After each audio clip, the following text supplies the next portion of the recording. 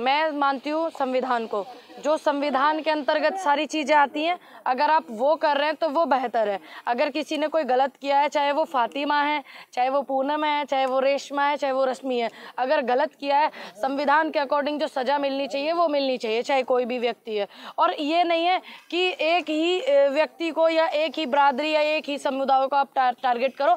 गलत तो गलत, चाहे वो किसी भी धर्म से हो, किसी भी बरादरी से हो। आपको लगता है कि एक समुदाय को टारगेट किया जा रहा है बार-बार? जी, बुलडोजर चलना चाहिए या नहीं? देखिए, अगर एक बात बताइए, जो संविधान में है उसमें है तो चलना चाहिए, अगर नहीं है तो अपनी मर्जी के मालिक हो रहे हैं ना। देश में सरकार ही अपनी मर्जी की मालिक हो रही है।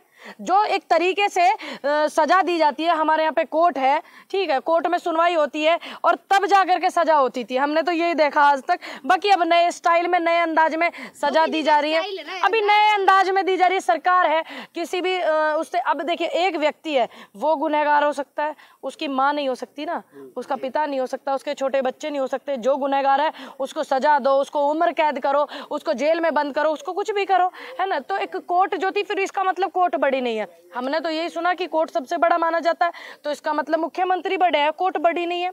और बाकी अगर ये सजा देना कोर्ट के अनुसार के सही है तो देनी चाहिए, चाहे मैं भी क्यों ना हो। कॉन्स्टिट्यूशन में तो ये नहीं है कि आप बुलडोजर चला। वही मैंने तो शुरू में ही बोला, आपने सुना नहीं? मैंने ठीक से शुरू में ही बोला था। नुपुर शर्मा के बारे में क्या कहेंगे? मैं यही बोलूंगी, देखो, एक सत्ताधारी पार्टी की प्रवक्ता की वजह से हमारे देश को और हमारे देश के लोगों को जो बातें झेलनी पड़ी, और हमारे जो देश के प्रोडक्ट हैं वो अरब की कंट्रियों में जो बैन हुए हैं, उन्होंने बैन कर दिए हैं, ये हमारे देश का नुकसान है। इसमें एक प्रवक्ता का या एक पार्टी का किसी का नुकसान नहीं है, ये हमारे देश का नुकसान है। और किसी भी, मानिए अगर आने वाले समय में कोई मेरे सनातन धर्म के खिलाफ कोई कुछ बोलेगा तो मुझे भी तो बुरा लगेगा ना। अगर कोई सिख धर्म के खिलाफ कोई बोलेगा तो सिख धर्म को भी बुरा लगेगा। किसी भी धर्म के खिलाफ, या उनके धर्म गुरु या उनके नबी या उनके गुरुदेव नानक देव या कोई भी व्यक्ति ऐसे जो हमारे धर्म गुरु होते हैं, उनके खिलाफ कोई बोलेगा तो बुरा तो लगने वाली बात है ही। दूसरी बात, ऐसे मेन बात ये नहीं कि उनने बोल क्या दिया और हमें क्या एक्शन करना चाहिए, हम क्या उन पर टिप्पणी कर रहे हैं। मेन बात ये है कि इससे हमारे देश की जो शांति है वो भंग हुई है, ठीक।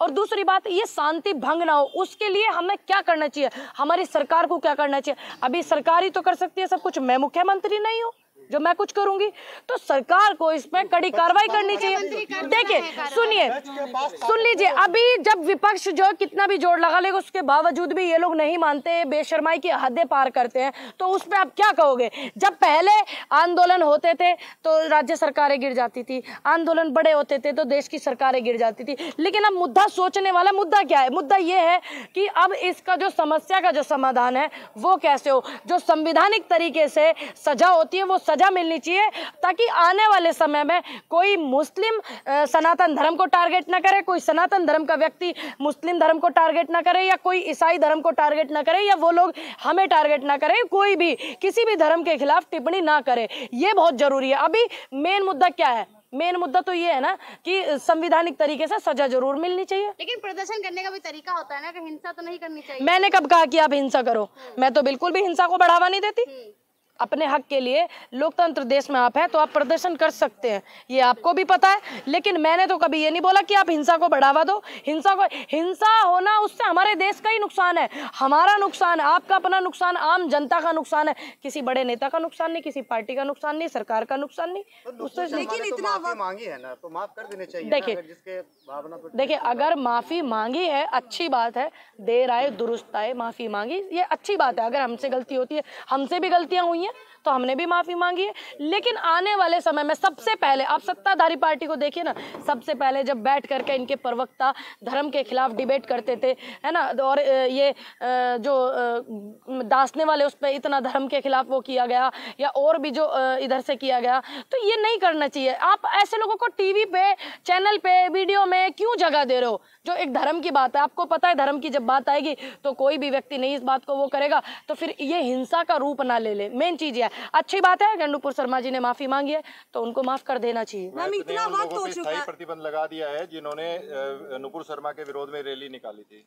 देखिए अभी एक महिला ने गलती की, माफी मांग ली, ठीक, लेकिन बहुत सारे लोग मैं देख रही हूँ उसमें जो है सपोर्ट भी कर रहे हैं गलत बात को। रतन लाल एक ट्वीट कर दे तो वो जेल चला हाँ वही देखिए वही मैं बोलने वाली हूँ, लेकिन माफी मांग ली ये अच्छी बात है, लेकिन एक ये ट्वीट भी मैंने रीट्वीट भी किया हुआ है।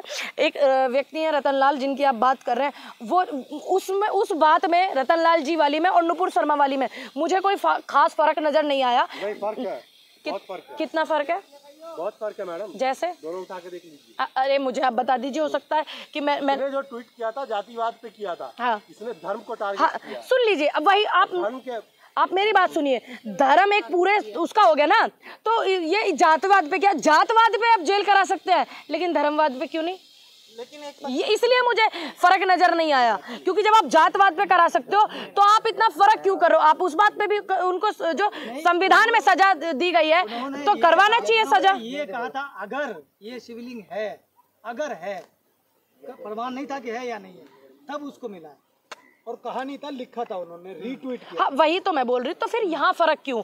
मैंने तो इस बात को ट्वीट करके भी कहा मैंने कि भाई इस रतन लाल जी जो है उनमें और इनमें क्यों फ़र्क है? आप दोनों की बातें जो है, उनकी दोनों की बातें आप देखिए, एक व्यक्ति बरादरी को टारगेट करते हैं या एक नॉर्मल ट्वीट भी करते हैं, तो आपने उनको जेल कर दिया, इनको क्यों नहीं करा? मैंने तो बोली इस चीज़ को, सीधा सीधा बोलिए ना कि नुपुर शर्मा को जेल होनी चाहिए। मैंने तो बिल्कुल अभी बोला संवैधानिक रूप में। नहीं आप घुमा के बात करते हैं भाई जी, आप गलत कर रहे हैं। मैंने शुरू में ही बोला कि जो संविधान के दायरे में आती है सजा वो होनी चाहिए, इसका मतलब आपने ठीक से सुना नहीं, आप ध्यान से सुनिए, मैंने शुरू में ही बोला, ये मत बोलिए कि घुमा बोला। मैंने ये बोला जो संविधान में सजा होती है, जो कार्रवाई होती है वो संविधान में वो उनको होनी चाहिए। तो आपने कैसे बोला कि आपने घुमा के बोला? मैंने तो नहीं बोला। नुपुर शर्मा के ऊपर अब हो सकता जिन धाराओं में एफआईआर हुई है, हाई कोर्ट और सुप्रीम कोर्ट का कहना ये है कि उनमें मिनिमम 8 साल की सजा होनी चाहिए, अगर उससे कम है तो उन्हें गिरफ्तार नहीं किया जा सकता, चाहे उसमें ओवैसी हो या नुपुर शर्मा हो।